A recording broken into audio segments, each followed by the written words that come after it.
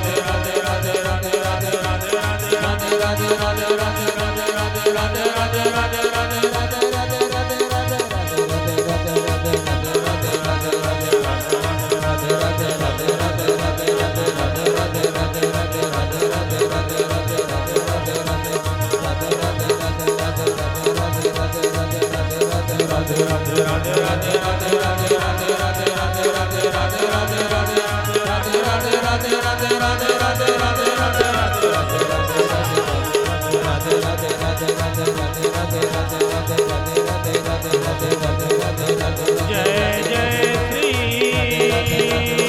राधे जय जय श्री राधे जय जय श्री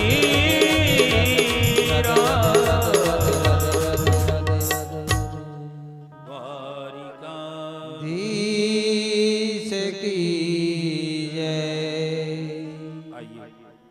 अवशिष्ट समयों का सदुपयोग करें, अपने जीवन को सफल बनाने के लिए, सुदृढ़ बनाने के लिए सम्यक रूप से अपना संबंध हम भागवती गंगा से जोड़ें और भागवती गंगा में हम स्नान करें।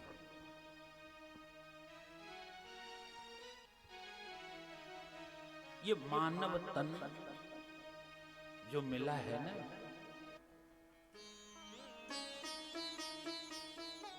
इसकी उपयोगिता केवल भगवत भजन में ही श्रेष्ठ है।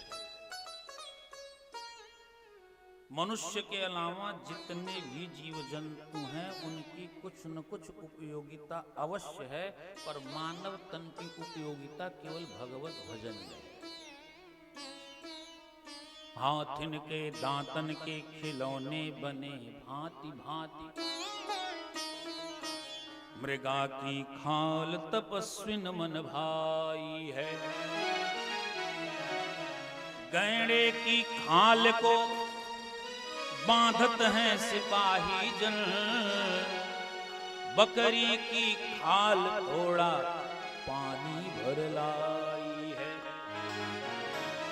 कहें कभी मस्त राम मानव की खाल तो बिना हरि भजन के किसी काम नहीं आई है।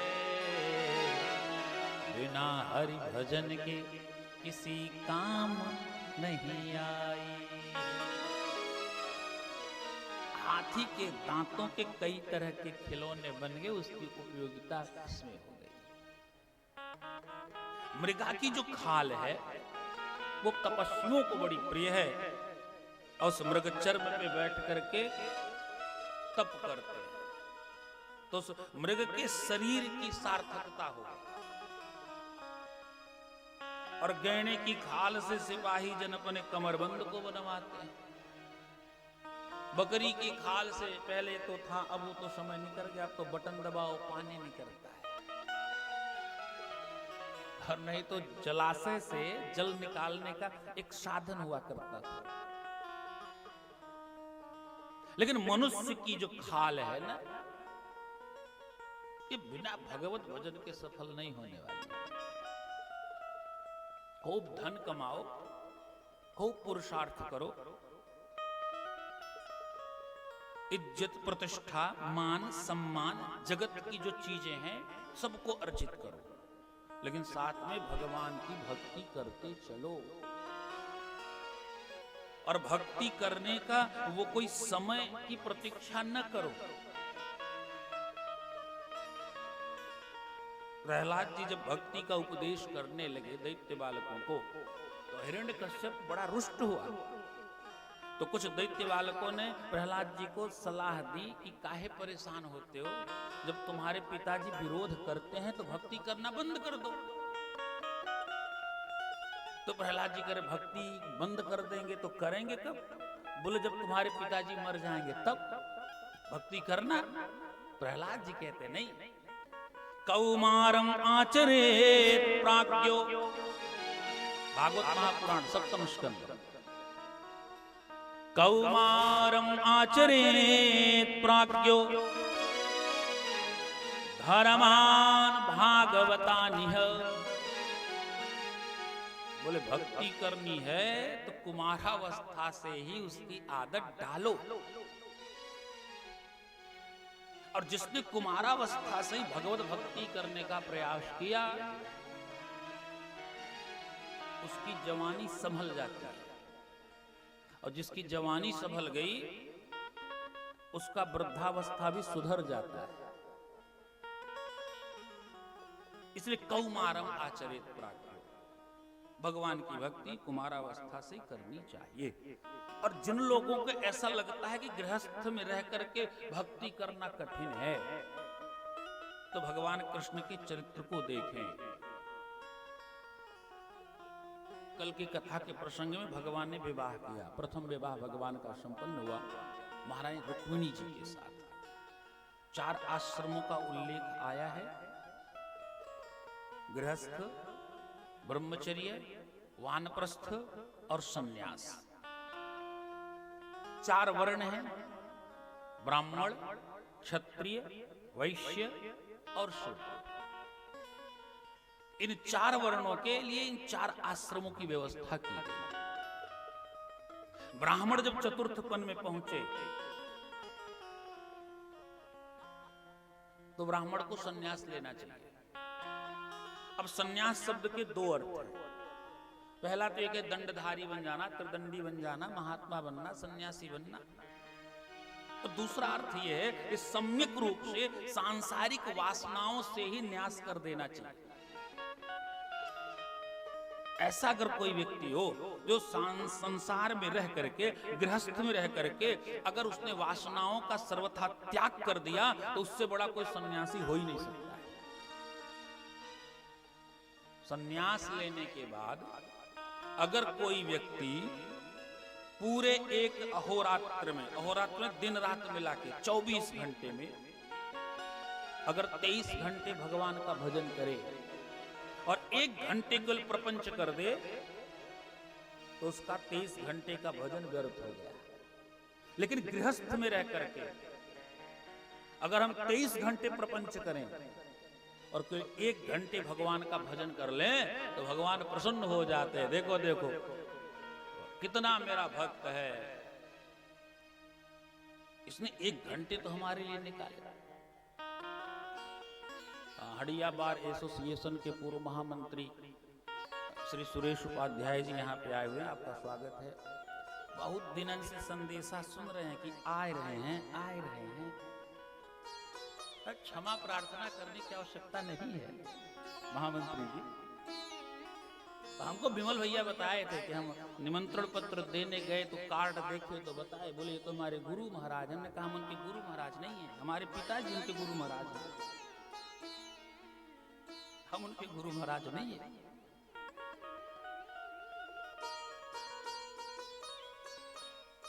गृह कार्य नाना जंजाला, भगवान सोचते 1 घंटे तुम्हारे लिए निकाला, इसलिए भगवान प्रसन्न हो जाते हैं। तो ब्राह्मण को चतुर्थ पन में क्या लेना चाहिए? सन्यास। और क्षत्रिय को चतुर्थ पन में क्या लेना चाहिए? वानप्रस्थ। चौथे पन नृप कानन जाहि, वानप्रस्थ को स्वीकार करे। वैश्य जब चतुर्थ पन में आवे तो ब्रह्मचर्य का पालन करे, और शूद्र को सदा सर्वथा गृहस्थ में रहने का अधिकार प्राप्त है। आजकल वर्ण व्यवस्था की बात करो तो लोग कहते हैं ये तो बड़े पिछड़े हुए व्यक्ति हैं और समाज के विरोधी हैं, समाज को बांटने का काम कर रहे हैं। सामाजिक व्यवस्था को ध्यान से देखोगे तो समझ में आएगा कितनी सुंदर व्यवस्था है। आजकल तो वर्ण व्यवस्था का नाम लेना ही अपराध माना जाता है, लेकिन ये सुंदर वर्ण व्यवस्था भगवान ने बनाई। और भगवान खुद गृहस्थ बने। गृहस्थ भगवान क्यों बने? भगवान गृहस्थ इसलिए बने क्योंकि गृहस्थ आश्रम की उपादेयता को लोगों को समझाने के लिए। गृहस्थ आश्रम कितना उत्तम है, कितना दिव्य है, कितना पवित्र है, कितना पावन है और कितना सरस है।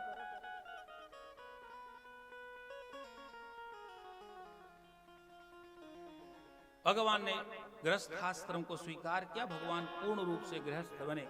भगवान का प्रथम विवाह रुक्मिणी जी के साथ संपन्न हुआ और कुछ दिनों के अनंतर एक बालक का जन्म हुआ है। स्वामी सुखदेव जी कहते हैं, राजा परीक्षित, कामस्तु वासुदेवांशो दग्ध प्रागरुद्रमन्युना देहोपपत्तये भूयस तमेव प्रत्यपद्यत। स्वामी सुखदेव जी कहते हैं, राजा परीक्षित, जब भगवान का विवाह हुआ तो भगवान के घर में एक बालक का जन्म हुआ जिसका नाम रखा गया प्रद्युम्न।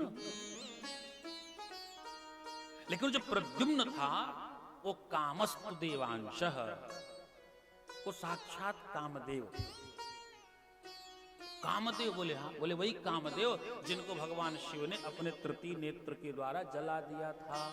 तब शिवती सरी नयन उघारा, तब शिवती सरी नयन उघारा, तब शिवती सरी नयन उघारा, तब शिवती सरी नयन उघारा, तब शिवती सरी नयन उघारा, तब शिवती सरी नयन उघारा, तब शिवती सरी नयन उघारा, तब शिवती सरी नयन उघारा, चितवत काम भय गुजरी छारा, चितवत काम भयउ जय छारा, चितवत काम भय गुजरी छारा, चितवत काम भयउ जय छारा। जब कामदेव गया था भगवान शिव की तपस्या को तोड़ने के लिए, भगवान शिव ने अपने तृतीय नेत्र से देख लिया तो कामदेव जल करके भस्मसात हो। कामदेव के जल जाने के बाद कामदेव की जो पत्नी थी जिसका नाम रति है, तो भगवान शिव के चरणों में गिर पड़ी। अरे महाराज जी आपने क्या कर दिया, मेरे पति को ही जला दिया। भगवान शिव कहते हैं, इस कामदेव का दुस्साहस तो देखो कि मेरी तपस्या को भंग करने आया। लगता है इसे मेरे प्रभाव का ज्ञान नहीं था, इसने मेरे स्वभाव के नाम पे तो जाना हमको कि भोलेनाथ हैं, अवधरदानी हैं, आशुतोष हैं, शीघ्रात शीघ्र सेवा के द्वारा प्रसन्न होने वाले हैं, पर लगता है मेरे प्रभाव का इसे पूर्ण रूप से ज्ञान नहीं था। रति कहती नहीं महाराज सब कुछ ज्ञान था, लेकिन हमें क्या पता कि परोपकार करने चलेंगे तो इतनी बड़ी हानि होगी। देवताओं ने जबरदस्ती प्रेषित किया था, हमारे पति ने मना कर दिया तो भगवान शिव हैं, वो रुद्र हैं, प्रचंड चंड पावका, उनके क्रोध की अग्नि में जल के भस्मसात हो जाऊंगा। लेकिन देवताओं ने कहा महाराज अगर नहीं जाओगे तो भगवान शिव की समाधि नहीं टूटेगी, और समाधि अगर नहीं टूटी तो पार्वती जी का विवाह कैसे होगा। कार्तिकेय का जन्म होना आवश्यक है, दैत्यों का वध करना आवश्यक है, देवताओं को एक सेना नायक की आवश्यकता है। तो देव कार्य के साधन में हमारे पति लगे थे।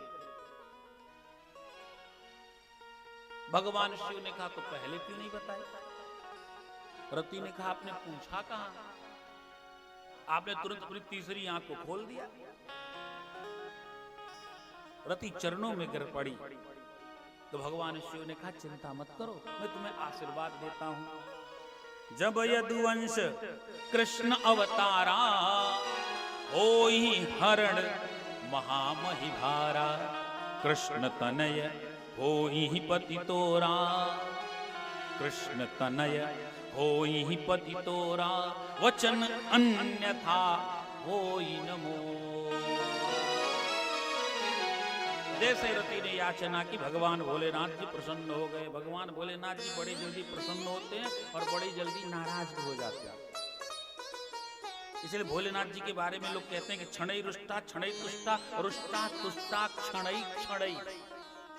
एक क्षण में प्रसन्न होते हैं और दूसरे क्षण में ही नाराज हो जाते हैं। और अगर रुष्ट हो गए तो रुष्टो हरति साम्राज्यम, अब प्रसन्न भय तो पूरे साम्राज्य का ही विनाश कर देते हैं। और संयोग से अगर प्रसन्न हो गए तो जो मांगो वो उठा के दे देते हैं। भगवान शिव बड़े दयालु हैं, बड़े कृपालु हैं, तभी तो लोग उन्हें कहते हैं ना, कर्पूर गौरम करुणावतारम, कर्पूर गौरम करुणावतारम, करुणावतारम, संसार सारम भुजगेंद्रहारम, संसार सारम भुजगेंद्रहारम, सदा वसंतम हृदयारविंदे, सदा वसंतम हृदयारविंदे, पावं भवानी सहितं नमामि, सहितं नमामि। कर्पूर गौरम भगवान शिव के स्वरूप और स्वभाव का ये श्लोक है। भगवान शिव कैसे हैं?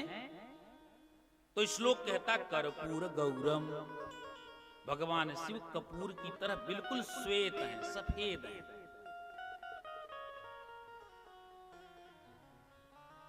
उसके बाद बिल्कुल सफेद ही नहीं है, बोले फिर बोले करुणावतारम, करुणा के अवतार भी हैं। अब यहां पे एक समस्या ये उत्पन्न होती है कि भगवान शिव को कैसा करें, बोले सफेद। अच्छा, भगवान शिव का काम क्या है? संहार करना। संहारक देवता के शरीर की कांति श्वेत है, और संहार करना किस तत्व में आता है? तमोगुण में आता है। सतोगुण से पालना, रजोगुण के द्वारा सृष्टि का निर्माण करना, और तमोगुण के द्वारा भगवान शिव संहारक देवता। जो संहारक देवता है, जिसका काम है संहार करना, और तमोगुण का रंग है काला। और शिव जी कैसे हैं? बोले कर्पूर गौरम। भ्रांति हो रही है थोड़ी सी। अच्छा, कर्पूर गौरम है तो चलो मान लेते हैं, पहाड़ पे रहते थे तो हो सकता गोरे अंगार रहे। आप पहाड़ी लोगों को देखो। लेकिन दूसरा जो शब्द है करुणावतारम, बड़ी विषमता है। भगवान शिव करुणा के अवतार हैं। अच्छा, जो करुणा करेगा वो संहार कैसे करेगा? जिसके अंदर करुणा का अगर जन्म हो जाएगा, जो करुणावान हो जाएगा, जो करुणामय हो जाएगा, वो संहार कैसे करेगा? बोले भगवान शिव की यही तो विशेषता है। वो संहारक देवता होते हुए भी श्वेत वर्ण के हैं और करुणा के अवतार हैं। बोले कैसे? बोले थोड़ा सा रुष्ट भय तो कामदेव को जला करके भस्मसात कर दिया। लेकिन जैसे रति चरणों में गिर पड़ी, प्रार्थना करने लगी, तो भगवान तुरंत करुणावतारम हो गए, करुणा के अवतार हो गए। और बोले जब यदुवंश कृष्ण अवतारा होई हरण महामहिमा। पहले तो नष्ट कर दिया, लेकिन फिर बाद में करुणा के अवतार हो गए। बोले चिंता मत करो, वरदान देता हूं कि यही तुम्हारा जो पति कामदेव है, ये कृष्ण पुत्र होकर के पैदा होगा। इसलिए भगवान संहारक देवता होते हुए भी करुणा के अवतार कहे गए हैं। भगवान शिव तो ऐसे करुणावान हैं कि कोई शिव जी पे जल चढ़ावे तो भी प्रसन्न, कोई 4 चिनौरी के भोग लगावे तो भी प्रसन्न, कोई भांग धतूरा का भोग लगावे तो भी प्रसन्न, कोई बिलोपत्र चढ़ावे तो भी प्रसन्न, कोई नियम से 4 डंडा मारे शिव जी को तो भी प्रसन्न, और कोई शंकर जी के ऊपर चढ़ के घंटा खोले तो भी प्रसन्न। हाँ, एक चोर था, वो चोरी करने के लिए निकला, तो गांव में कुछ मिले या न मिले, पर शिव जी का मंदिर हर गांव में मिलेगा। और मंदिर अगर मिलेगा तो मंदिर में कुछ मिले या न मिले, पर घंटा जरूर मिलेगा। तो चोर को कुछ मिला नहीं था, तो मंदिर में पहुंचा, सोचा आज घंटे से ही काम चला लेते हैं, घंटों को चुरा लेते हैं घंटे। पर थोड़ा ठगना था। ठगना मतलब वो थोड़ा जिसे कहते हैं बामन था। नाटा कद का, छोटा कद का। तो वो घंटे का को बड़ा प्रयास किया पर वो मिल नहीं रहा था, तो भगवान शिव के शिवलिंग पे ही चढ़ गया और शिवलिंग पे चढ़ करके घंटा खोलने लगा तो घंटा बज गया। जब घंटा बज गया तो भगवान शिव प्रकट हो गए डमरू त्रिशूल लेकर के, और जोर से भगवान ने डमरू बजाए। जैसे भगवान ने डमरू बजाए तो चोर समझा इस मंदिर की रखवाली करने वाला कोई रक्षक आ गया, तो चोर भगा वहां से। अब आगे आगे चोर, पीछे पीछे भगवान शिव। अरे रुक जा भक्त, रुक जा, वरदान लेता जा, वरदान लेता जा। भक्त कहता महाराज मैं भक्त नहीं, मैं चोर हूं। भगवान शिव कहते तुझसे बड़ा भक्त आज तक नहीं देखा। एक रावण था जिसने 10 शीश काट के चढ़ाया, पर तू तो उससे बड़ा भक्त निकला कि अपना पूरा शरीर ही मुझ पे अर्पण कर दिया है। तो भगवान भोलेनाथ जी इतने सुकोमल हैं, इसलिए कर्पूर गौरम करुणावतार। भगवान शिव के जीव वरदान के अनुसार कामदेव की उत्पत्ति हुई भगवान कृष्ण के घर में। बालक का नाम रखा गया प्रद्युम्न। स्वामी सुखदेव जी कहते राजा परीक्षित उस समय एक असुर हुआ करता था जिसका नाम था शंबरासुर। उस शंबरासुर को पता था कि जो कृष्ण से उत्पन्न पुत्र होगा उसी के द्वारा मेरी मृत्यु होगी। तो जब भगवान के घर में बालक का जन्म हुआ तो प्रसूति का ग्रह से ही माया का छद्म का रूप बना करके और शंबरासुर ने उस नवजात शिशु का हरण कर लिया। लेके जा रहा था, सोचा ले जाके कहां मारेंगे, सो समुद्र में ही फेंक देते हैं, वैसे ही मर जाएगा। समुद्र में फेंक दिया, पर एक बड़े मत्स्य ने उस बालक को निगल लिया है। मछुआरों ने मछली को पकड़ा, इतने बड़े मछली कभी किसी ने देखा नहीं। क्या करें? बोले चलो राजा जी को भेंट कर देते।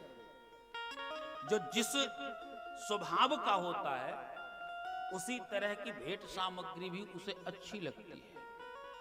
जो सतोगुणी है उसे पुष्प चंदन फल आप दोगे वो प्रसन्न हो जाएगा। जो रजोगुणी है उसे रजोगुण वाला गिफ्ट चाहिए, भेंट सामग्री। और जो तमोगुणी है उसे तमोगुण वाली सामग्री चाहिए।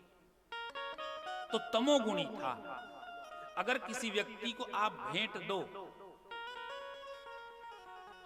जिस वस्तु को जितनी प्रसन्नता के साथ स्वीकार करे, वो जिस तत्व की वस्तु हो समझ लो उसका स्वभाव भी उसी तरह का है।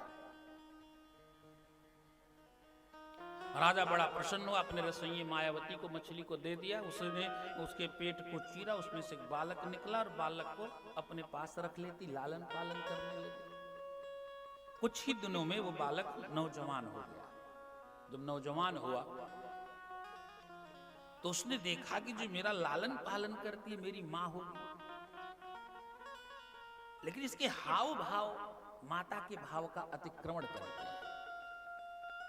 इसलिए प्रद्युम्न जी ने पूछा, देवी क्षमा करना, आप मेरा लालन पालन करती हो इसलिए आप मेरी माँ होंगी, लेकिन आपके लालन पालन के जो हाव भाव तौर तरीके हैं वो माता के भाव का अतिक्रमण करते हैं। मातृभावम अतिक्रम्य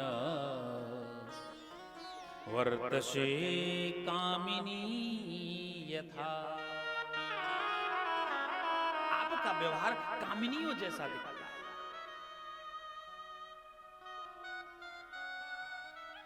उसने कहा महाराज आपने ठीक पहचाना, मैं आपकी मां नहीं, फिर कौन हो? अहम तेधिकृता पत्नी रति कामो भवान प्रभो। मैं आपकी पत्नी हूं, मेरा नाम रति है और आप साक्षात कामदेव हो। प्रद्युम्न जी कहा लो हमारा विवाह भी हो चुका है।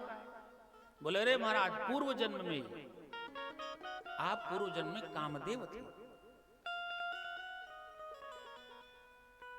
सो पूरी कथा रति ने सुनाई। श्री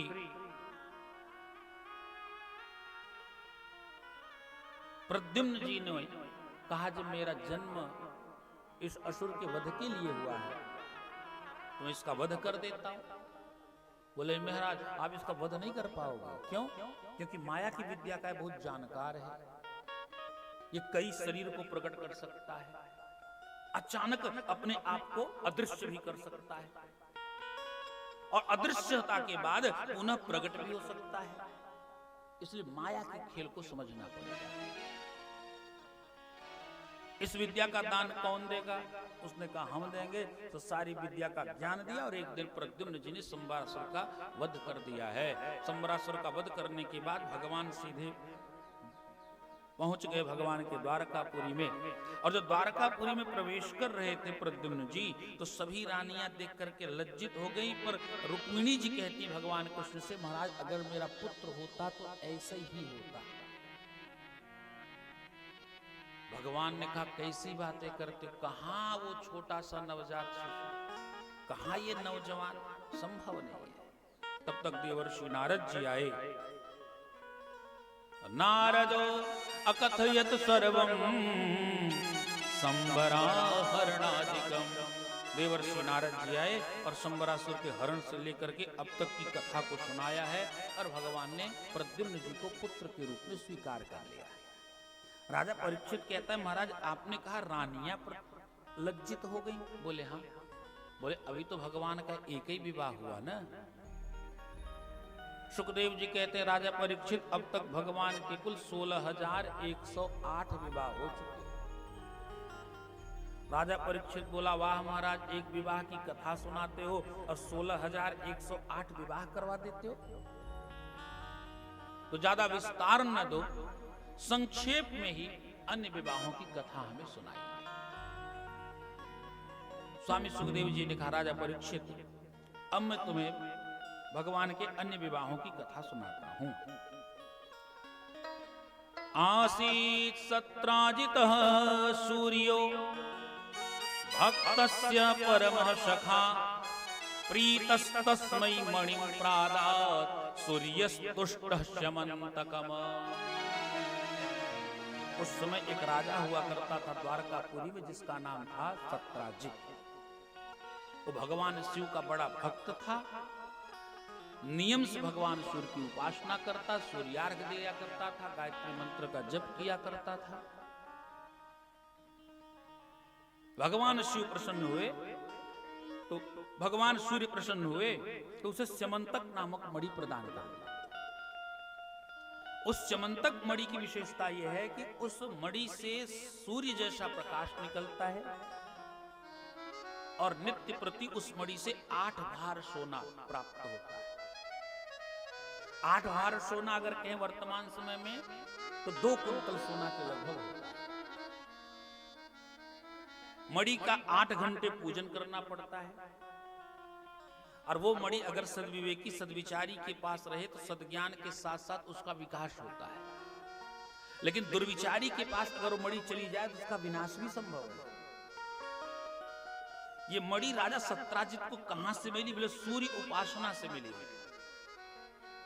भागवत जी कहते हैं, अगर कोई व्यक्ति भगवान सूर्य को नित्य प्रति नियम से सूर्यार्घ दे, सूर्य उपासना करे, तो उसे कुंडली लेके दर दर भटकने की जरूरत नहीं पड़ेगी।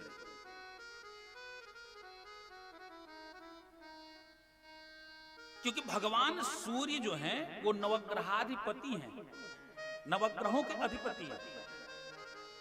अगर हमारी कुंडली का सूर्य ठीक है तो बाकी अन्य ग्रहों का कोई कुप्रभाव नहीं पड़ता। इसीलिए वैदिक परंपरा के अनुसार ब्राह्मण बालक का यज्ञोपवीत कराने का जो समय है वो 8 वर्ष से 11 वर्ष के अंदर यज्ञोपवीत संस्कार हो जाए, और अनंतर उसे केवल एक उपासना सिखाई जाती है, सूर्य उपासना, जिसे कहते हैं संध्या वंदन। जो कोई ब्राह्मण अगर संध्या वंदन करता है, द्विजाति, ब्राह्मण ही नहीं, सब द्विजाति, जो द्विजाति लोग संध्या वंदन करते हैं उन्हें कभी भी ये शनि शुक्र का भय नहीं रहता है। लेकिन संस्कारों का तो भारतीय संस्कृति से बिल्कुल चलन ही समाप्त हो गया है। संस्कारों को बचा के रखना चाहिए।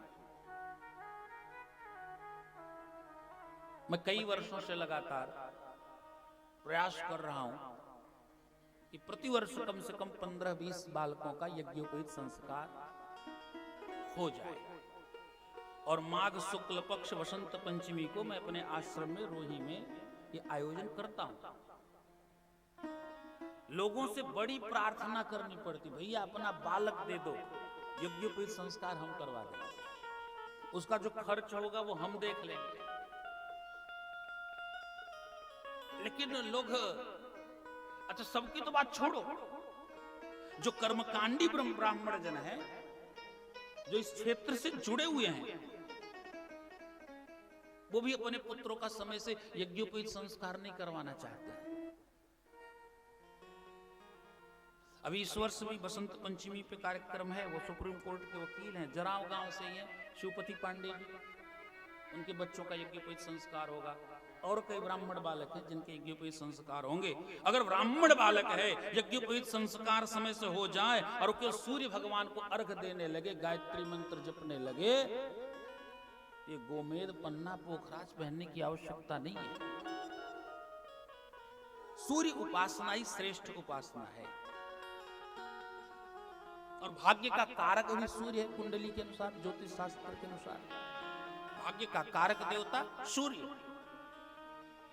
जिसका सूर्य उच्च राशि का हो, उसके भाग्य की प्रबलता को मापना बड़ा कठिन है। सत्राजित ने सूर्य की उपासना की और मणि दे दी,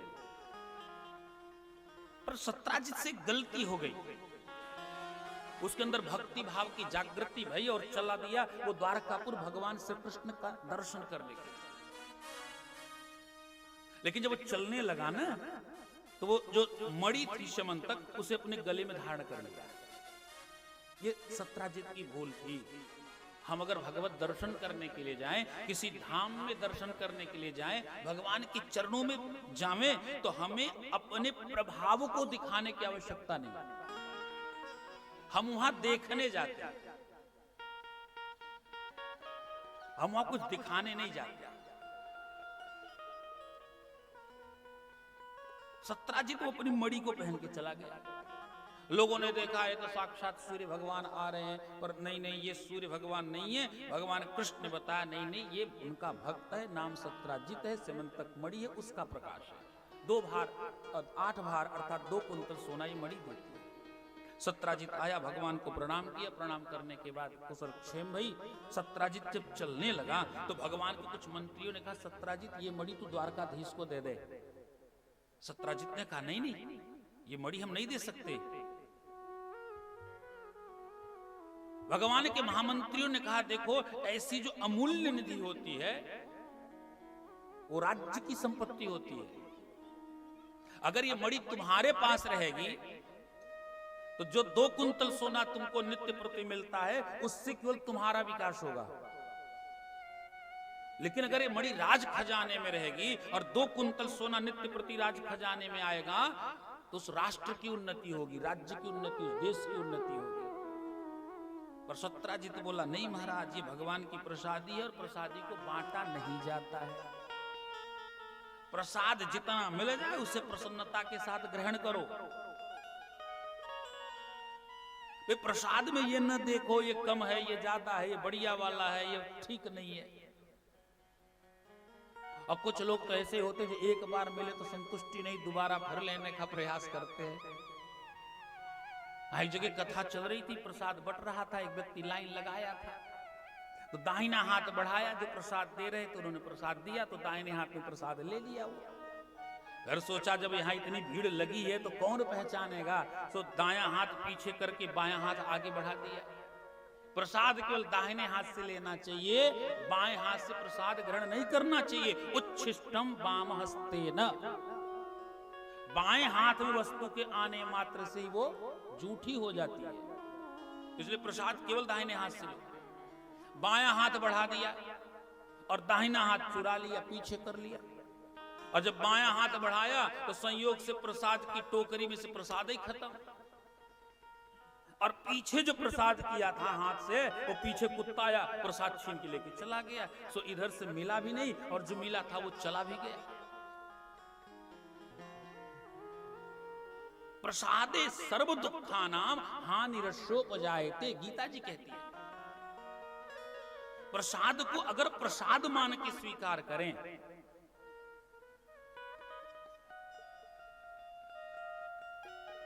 तो हमारे जीवन में जितने विकार हैं उनका तो विनाश होगा, साथ में जो हमारे अरिष्ट हैं उनका भी विनाश हो जाता है। लेकिन प्रसाद को प्रसाद मान के ग्रहण करो। प्रसाद को जिह्वा के स्वाद के लिए नहीं, आस्वादनार्थम नहीं। प्रसादम पापक्षयार्थम, प्रसाद का भक्षण करो पाप का शमन करने के लिए।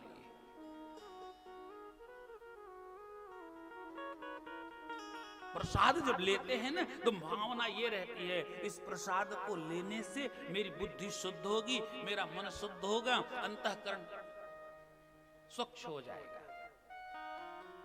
इस भाव के साथ प्रसाद ग्रहण करना चाहिए। प्रसाद में स्वाद बुद्धि नहीं होनी चाहिए।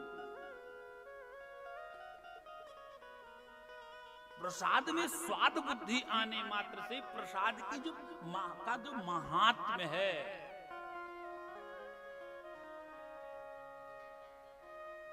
कदाचित भक्ति करते समय कभी कभी हमसे गलती हो जाती है, क्योंकि बढ़िया प्रसाद जब ठाकुर जी के सामने हम खुद लगाते हैं तो मन में खुद स्वाद बुद्धि आ जाती है।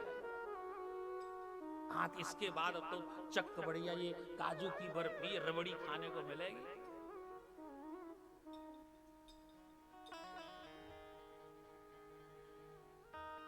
भक्ति में ये स्वाद बुद्धि बाधक है।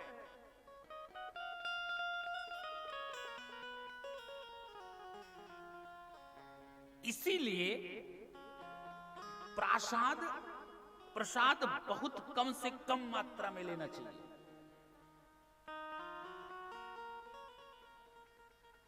ताकि उस प्रसाद को ग्रहण करते समय प्रसाद में स्वाद बुद्धि का समावेश न हो। और प्रसाद लेने के बाद पूरा प्रसाद अकेले खाने की तो कोई व्यवस्था ही नहीं है। प्रसाद को जितना ज्यादा से ज्यादा बांट सको बांटो, और फिर थोड़ा सा लो, क्योंकि ज्यादा लोगे तो मन और बुद्धि आकृष्ट हो जाएंगे उसके स्वाद में। प्रसाद की ममता और महात्म्य नहीं, स्वाद का महात्म्य हो जाएगा। इसलिए प्रसाद स्वल्प होना चाहिए, कम से कम, जितना कम हो सके।